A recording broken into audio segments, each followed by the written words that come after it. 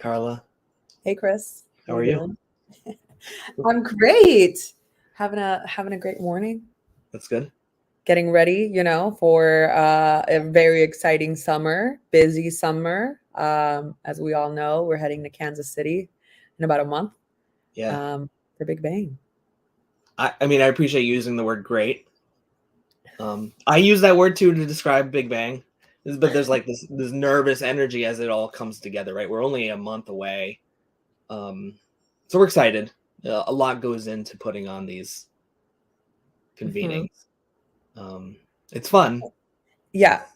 And then also just to be in community with people. So I know that I'm really excited because I work on the fellowship side to see some of the equity fellows in attendance, some of the alums. So I'm excited to see familiar faces and just be in a space that feels pretty joyous, pretty positive, Well, can I ask you, because you did a lot of this work in advance and it's related to what we're going to talk about today, some of the Leaving to Learn excursions that are part of Big Bang Kansas City, you want to shout a few of them out? Well, I did not do a lot of the Leaving to Learns. I can't shut. I'm the stage mom. I've transitioned. You want me to help you out? All right. Cherry So I know that there's a visit to like a chocolatier. Okay. Sweets. I know that there's a visit to the Negro Leagues Baseball Museum. I know there's a visit to a pretty amazing aquarium that's within walking distance of our hotel that's called Sea Life. Mm-hmm. That's like 3 of 20 Leaving to Learn opportunities that folks will have at Big Bang. Sure. Yeah, I'm excited. So if you haven't register now. Sure. Now, the term Leaving to Learn, I'm trying not to fumble the other term we're going to be using today. The term Leaving to Learn was coined by Big Picture co-founder Elliot Washer. So love to welcome Elliot to the show, as well as our colleague Scott Bolt. Because I don't want to fumble the title, because we're going to talk today about a new book called Learning to Leave. Mm-hmm. Right? So, Carla, over to you. Oh, thanks. Yeah. So, Elle, I know that when joining, at least for me, I've been part of the organization as a student, but also as an employee and a staff. But the first kind of thing you're handed is Leaving to Learn. So this is you have it right there. Yeah, I'm ready. And now we have Learning to Leave. So I'm just wondering if you can talk a little bit about the evolution with both books and how they kind of support each other, if they support each other, or the transition too. Yeah, sure, Carla. No problem. And as you told me, Learning to Leave is not a book about euthanasia. That's my next book. All right, when I'm getting ready, I'm almost there for the euthanasia book, but not yet, not quite yet. So, Leaving to Learn was really a book about re-engaging or engaging young people in school by having them leave to learn. All right, and get connected to their interests with adults and community outside of school. And so we now, of course, and have always thought of each and every student as the curriculum and the entire community as the school. So we introduced, you got to leave to learn. You can't just be locked into a school and locked down. All right, that was the first book. And there was a whole bunch of pieces in front of people about how to do that at their school, no matter what, to get started. Learning to Leave is a 10-year anniversary of Leaving to Learn, and it focuses on all the real world learning initiatives that we had out there, or many of them, in the last 10 years. And really, many of them arose during COVID. So, for example, Big Picture Living, BP Living, Harbor Freight Fellows, the IBPLC, the International Big Picture Learning Credential, which was brought to us by our colleagues in Australia, partnering with the University of Melbourne. So that's what the book is about. It's an update of Leaving to Learn and Learning to Leave. And it has a format that Scott and I put together that look back and then say, okay, we're really kind of had it with the language around reforming things, everything. And this was about new ways, new forms, and new measures, and then looking ahead to the future. So that's how the book is organized. One of the things that I found really fascinating about Learning to Leave, still trying to get the title right. I want to preface by saying we had a cup of joy with Sam Seidel about his new book, Creative Hustle, and one of the similarities is that the books now are like you got to think as much about the design as you do about the text. And another, I would say, difference between Leaving to Learn and Learning to Leave is this one is very colorful, lots of pictures. I mean, can you talk about that as a choice, Scott?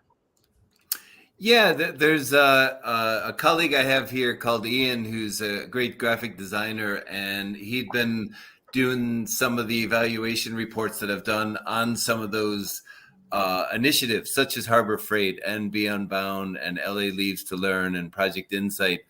And so when Elle approached me about co-writing the book with him, I introduced Ian, and he brings a lot of experience and insight into it, and he really wants to lift the message through the design and the images. And what was great is we had such a resource from Elliot's weekly TGIF that cover 30 years and nearly 1,000 pages of stuff.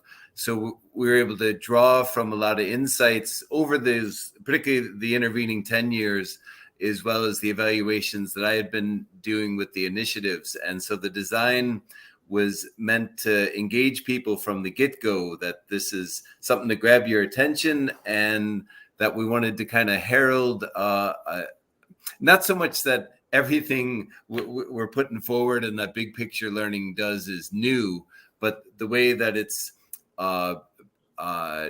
being put into operation and applied has a newness to it. So, we say up front, look, we call these new ways around interest, relationships, and practice. In a way, they're not new, but the way that they infuse all the different elements of big picture learning and its expressions is.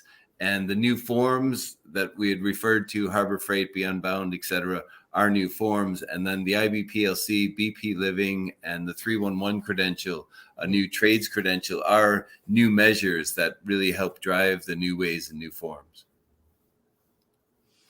And in that way, we needed a new form in terms of design and presentation. So it really fit in well with the message we were trying to communicate throughout. My copy is still fairly new, so I'm also getting the new book smell as I turn the pages, which is, I mean, one of my favorite places to be is a bookstore. So it's similar to that. Yeah. It's also, in a format where there's stories, there's images, and there's data, all mixed together and in. So it combines everything, and it's easy to pick out and read different parts of it. I mean, what Ian and Scott did in the formatting of this, because it was really new to me, not the stories, images, and data, but how it's laid out, really makes it a lot more readable. Elle, do you have a story that maybe if I mean, obviously folks start with the first page typically, right, when reading a book, but is there a story that you're like, this is where you should flip to if you really want to? Depends on my, it is interesting and fun to look back, because sometimes when you write something, you can't remember that you even wrote it. And you go, did we put that in the book? Did we do this? Did we do? So the story I've been referring to a lot is the story about my two uncles. And the idea of that, a lot of ideas come out of that story, because he was really responsible in some ways for me leaving to learn and learning how to leave. He took me everywhere on Saturdays. And his brother, who had a lot of issues physically because he had tuberculosis, and his growth was stunted because of that. And it taught me a lot about being with people who don't look like the rest of us, and sometimes are put in places that they shouldn't be put. And that story carried through to Westinghouse High School in Brooklyn, where he went, and where Jay-Z, Biggie Small, Little Kim and Busta Rhymes were all at the same place at the same time, and none of them finished that school, and they weren't put there for their musical ability. So there's a powerful story there about the history of education and what we do with people that we don't want people to see.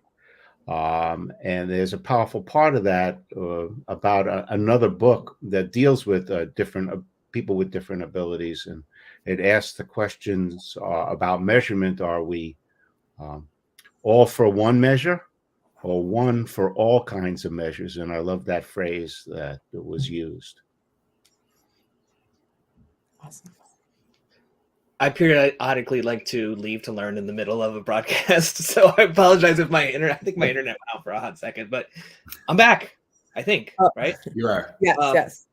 We're bearing the lead, right? We're talking about this new book. Should we tell people how they can get their hands on it? Well, one way is it just nice and easy. Just go to the Big Picture Learning website, and there's a link to Learning to Leave, and it's available there. It will be on Amazon as well. And if you attend the Big Bang conference, the serious rumor has it that you'll be granted a free copy of it. So that might be one way to secure a copy for your collection. We put free in quotations, like the cost to attend Big Bang is not free, but you will definitely get one, if not more, copies of Learning to Leave. I also have it on good authority that you'll get a t-shirt. There's some other swag folks will get, and of course you'll get an amazing learning experience. Like, let's not sell Big Bang short. Absolutely. We're tooting our own horn here, but we've heard back from enough attendees that it's a phenomenal summer conference, and we're The best. excited to have folks come. And you can learn more about Big Bang, and I think I'm hidden underneath the URL, so here I am. But you can learn more about Big Bang by attending bplevents.org. And really, that's why we have conferences and gatherings. We leave our familiar space to learn with other people who share our interests. And hopefully, if the conference is well designed, like Big Picture ones, you have an opportunity to practice some of that and form relationships that carry on beyond just a couple days gathering together. So really, to a fair extent, the whole conference is an emulation of the principles behind Leaving to Learn and Learning to Leave, because it gives people that opportunity to interact with each other, to engage with a wide spectrum of folks, from a lot of young people and students to advisors and seasoned big picture folks to people who are brand new to it. So it's great opportunity that way. And in that way, an emulation becomes an emulsion. We all come together. Love it. Scott and Elliot, thank you for being part of this episode of The Cup of Joy. Folks may not know that this has been a long time coming. All right. Well, no, but there's a good reason, because Elliot was in Australia promoting Leaving to the Learn? book, and Yes. I was leaving to learn and leave. That's right. Had a great time there with young people from all over Australia. It was great. All right. Well, Scott and Elliot, thank you so much. Now we're going to help you learn to leave by punting you to the green room. Thank you for attending the conference.